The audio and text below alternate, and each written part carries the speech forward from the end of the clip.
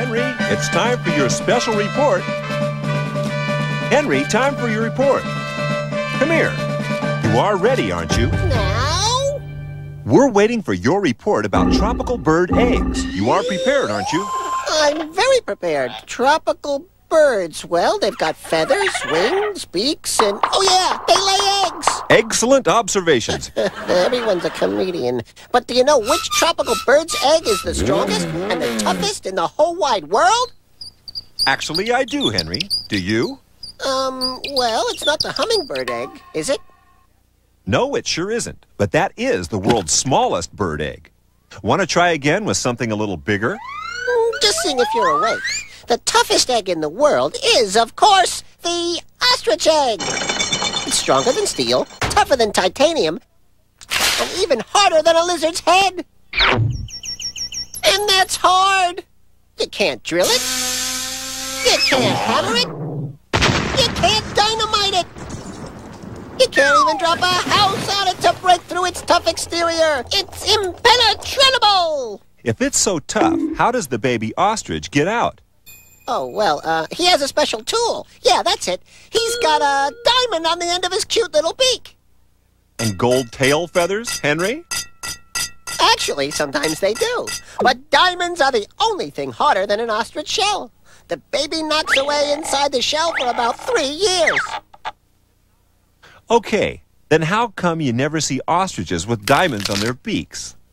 That's obvious! After 3 years of knocking away, the diamonds wear out. Oh, really? Yes, and that's my report on tropical bird eggs. And that's straight from the lizard's mouth. Henry, it's time for your special report. Henry, time for your report. Come here. You are ready, aren't you? Now? We're waiting for your report on the decorator crab. My report is on how the decorator crab got its name. And just how did it? Well, there was this crab who lived down under the waves on the seabed. The seabed's not that comfy. Anyway, it can get boring at the bottom of the sea. That's because all you've got to look at is sand. And seaside rock. And shells. Not shelves. Shells. That's better. But one crab had a really brilliant idea. He thought his home would look better with decorations. Not Christmas decorations. Decorations around the house. But he didn't have a house. No, he lived on the seabed, where he covered everything in paint. Oh, all sorts of paint, like oil paints, poster paints, and watercolors. And he painted things all the colors of the rainbow. Though he liked orange best. The other ocean creatures saw his painting and asked him to paint their ocean homes too. So he made lots of money thanks to his decorations. Not cake decorations. He painted walls and ceilings. And he'll paint your house too, as long as you pay him. So, in case there's any confusion, that's how the decorator crab got his name. Henry, it's time for your special report. Henry, time for your report. Come here. You are ready, aren't you? Now? We're waiting for your report on the wisdom of the owl. You are prepared, aren't you? Ahem, sure. Owls are, well, perhaps this poem will sum it up. The owl and the pussycat went to sea in a beautiful pea-green boat. They took some honey and plenty of money wrapped up in a 5-pound note.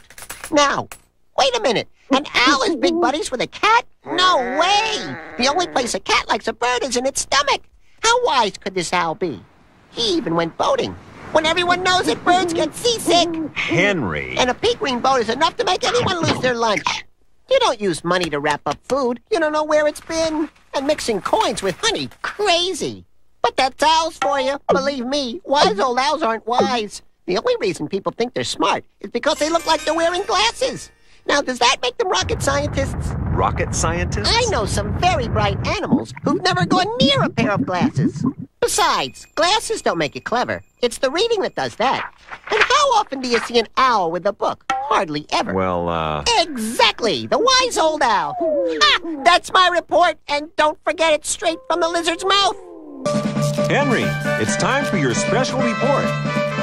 Henry, time for your report. Come here. You are ready, aren't you? Now? We're waiting for your report about the eating habits of snakes. You are prepared, aren't you? Excuse me. Of course I'm ready. I'm going to tell you how a snake can swallow food twice as big as its whole head without even chewing. Okay, then. I'm all ears. All ears, huh? Must be hard shopping for headphones. Anyway, it all has to do with bicycle pumps. Yeah, that's it. You know, the kind you use to put air in your tires. So let's examine the facts, and let me explain it to you.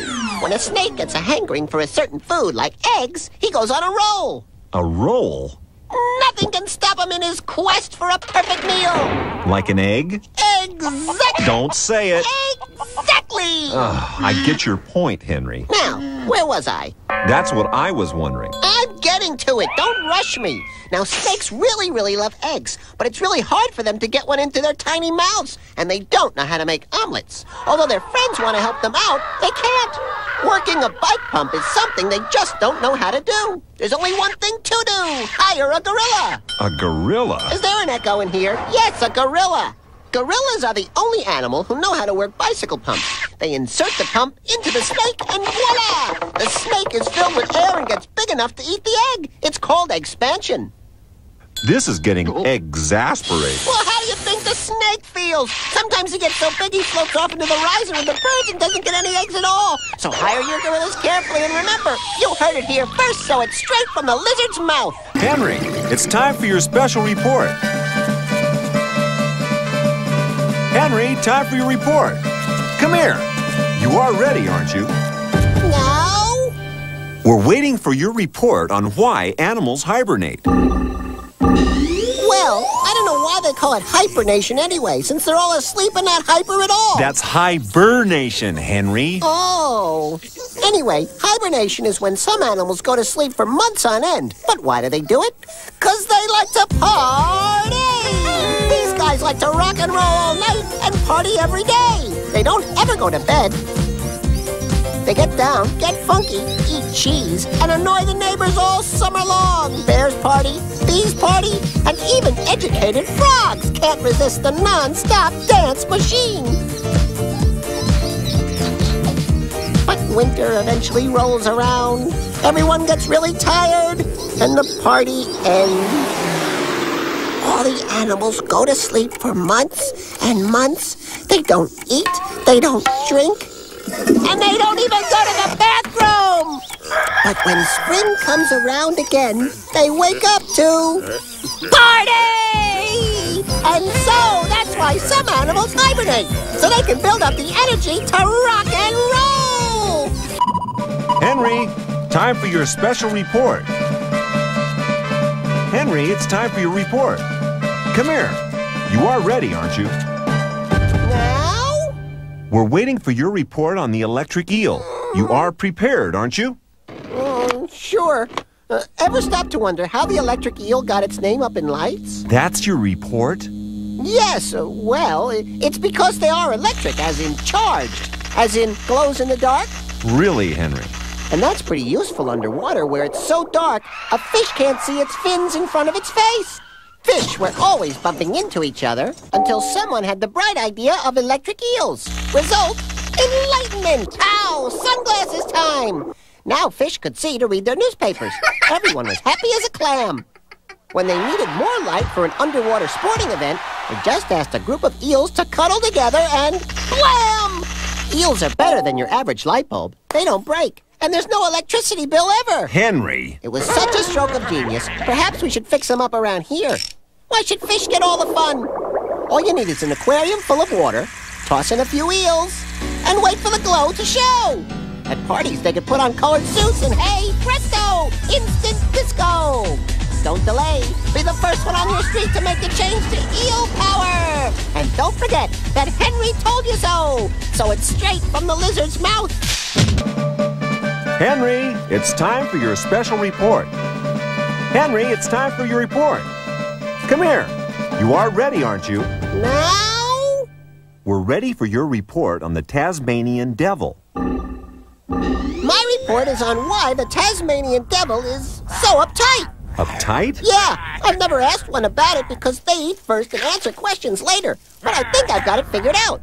Oh, yeah? It's all to do with dentists. Dentist? Yeah, you see, Tasmanian devils never go to the dentist. They never brush their teeth, and they just love candy. Well, before you can say crocodile, they've got a toothache. And because they've got big, powerful teeth, they got a toothache the size of Montana. But do they go to the dentist? No? No! And to make things worse, there aren't many Tasmanian devil dentists to go see. In fact, there's only one Tasmanian devil dentist office, and it's so hard to find that even the Tasmanian devil dentists get lost. Are you sure? Mm-hmm. So when all the Tasmanian devils get terrible toothaches from eating too much candy, they can't even get a Tasmanian devil dentist to help make them feel better. That would make any animal angry, but it makes Tasmanian devils furious, and you wouldn't want to be around them when they're furious. They growl at everyone, so even the Tasmanian devil dentist doesn't want to go near them. Yeah, probably doesn't want to go near this story either. All the dentist ever does is yell about how the Tasmanian devils should look after their teeth better. But Tasmanian devils don't care. They just eat more candy and brush their teeth even less. Which is why their teeth don't get any better, which is why they get so mad, which is why they're so uptight all the time. And that's straight from the lizard's mouth. Henry, it's time for your special report. Henry, time for your report. Come here. You are ready, aren't you? Now? We're waiting for your report on the bowerbird. The bowerbird. He's a bird, and he's sort of an artist. He makes a special building out of twigs called a bower. And? And then he has to decorate it.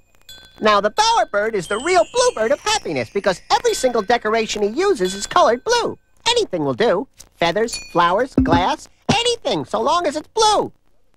Why doesn't he use any other colors? Here's what he told me. Henry, I'm an artist. I'm going through my blue period. Cousin Clint had his green. Uncle Hieronymus was into worms. But me, I'm true blue. But do you know why? Do you know why? Sure, I know why. Sport. Sport?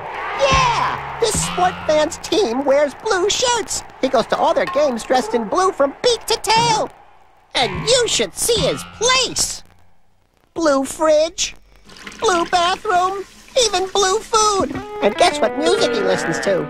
The blues. Oh. He drifts off to sleep in his blue bed and has, black and white dreams. You see, animals can't dream in color. What's that got to... Dreams are the only thing in his life this bowerbird can't make blue. It drives him crazy. So to make him feel better, he searches every day for some new blue decoration for his bower. So, if you're wondering why the bowerbird loves blue stuff, it's because he dreams in black and white. And so he has to find something new in blue every single day of the year. And don't forget, Henry told you, so it's straight from the lizard's mouth. Henry, it's time for your special report. Henry, time for your report. Come here.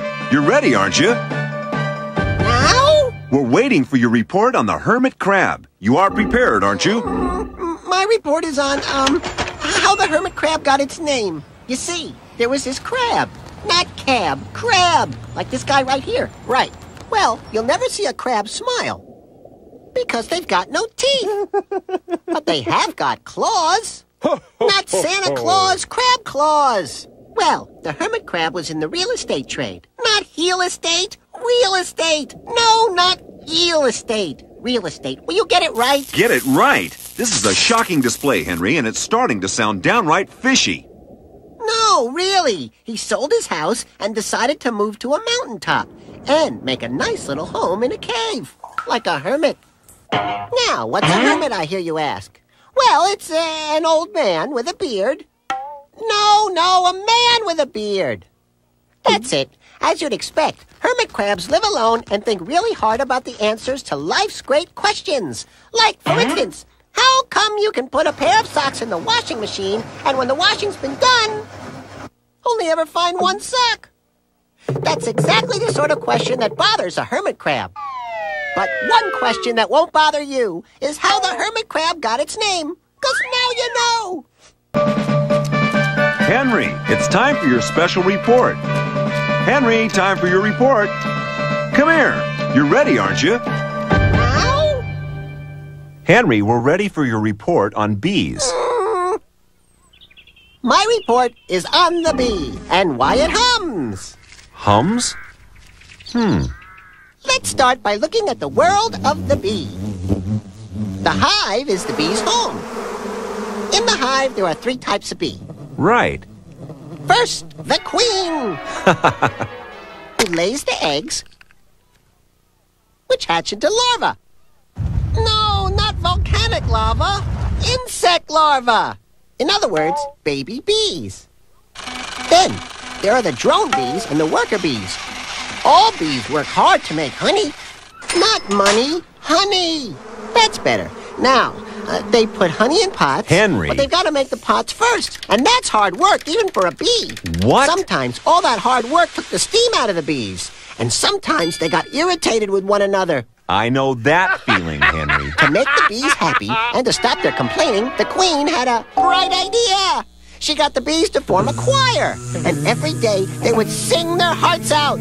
And they would forget all their problems. Only trouble was that the bees were too tired after all their hard work. They couldn't remember any of the words to the songs. So they had to hum along with the tune instead. And that's why bees hum, because they don't know the words. Henry, it's time for your special report. Henry, time for your report. Come here. You are ready, aren't you? Now? We're waiting for your report on seahorses. You are prepared, aren't you? Excuse me.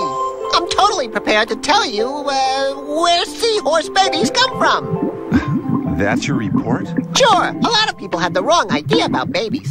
They do? Yeah, and especially baby seahorses. Many people think that you find babies in cabbage patches. They're wrong. Others think babies are delivered by storks. Ridiculous. One guy once told me you could order babies from the back of a cereal box if you collected enough box tops. What a nut! So let me tell you where babies really come from. Uh-oh. From eggs, of course. Their moms either lay eggs or they hold onto the eggs inside their bodies until it's time for the babies to be born. Then they... Henry, weren't we talking about baby seahorses? Well, baby seahorses are the only ones that don't come from inside their mom. Ah. Because seahorses are magic! Oh, no. When seahorse moms and dads want a baby, they go shopping at the Sea Center Mall. There they buy all the special magical ingredients, like green pearls, pink seaweed, and a lucky horseshoe, yeah. They take all the stuff home to their little seaweed house and carefully measure the ingredients out into an enormous cookie jar, so long as they remember to take the cookies out first. Because the cookie jar is already full of seawater, they don't have to add salt. And because it's so enormous, they can stir the mixture by swimming around in it. The seahorses put a lid on the jar and leave it on the top shelf. 3 weeks later, they hear a tapping on the side of the cookie jar, take the lid off, and suddenly they have a brand new baby! Amazing. Isn't it, though? And just think they give birth without any of that pushing and messing. Yes, thank you, Henry. Anyway, that's my report, and you heard it straight from the lizard's mouth. Henry, it's time for your special report. Henry, time for your report. Come here. You are ready, aren't you? Now? We're waiting for your report on the rattlesnake. You are prepared, aren't you? Sure. I'm going to explain why a rattlesnake, rattles. Really? That's rattle, not cattle. No, the other sort of rattle. The kind you find on snakes. Yeah. Hey, you know, snakes are cold-blooded, so they have to do what they can to heat up. Uh-huh. But they can't keep warm by running on the spot. They've got no feet. And they can't wear mittens, because snakes don't have hands. Life gets pretty boring when you have to sit still to save all your energy. Most of the time, they just sleep under rocks. All except for the rattlesnake. He likes to party. What? Henry? From dusk till dawn. But nobody else would dance with him because they were all asleep. So the rattlesnake used the baby's rattle tied to its tail and shook hard. The noise woke up all the other snakes so that they could join in the party, where they danced and ate lots of jelly roll. And that's why the rattlesnake rattles. 'Cause it parties. It likes to snake rattle. and roll! And don't forget, you heard it straight from the lizard's mouth. Henry, time for your special report. Henry, time for your report. Come here. You are ready, aren't you? Now? All right, Henry. We're waiting for your report on mud skippers? Yeah. I'm going to talk about mud skippers and why they skip. Oh, where are my notes? Oh, mud skippers. They're fish who live in mangrove swamps along tropical coasts of the Indian and Pacific Oceans. They're about half the size of a hot dog and can skip around on land like jumping beans because they're looking for their boats. Mud skippers are nautical men, only happy when they're on a ship. Really? One small problem. Their ships are made of mud. Mud? When mud and water mix, mud dissolves faster than you can say porthole. One moment our fishy friends are sailing the ocean blue, the next they're under it as the mud ship disappears. Sadly, mud skippers aren't born with a large brain. They skip back to shore and try again and again. You'd think they learned to go for wood. Wood floats. Mud don't. But no, they're fish out of water. Maybe they'll learn to sail on something that does float. But until then, that's the way it is, straight from the lizard's mouth.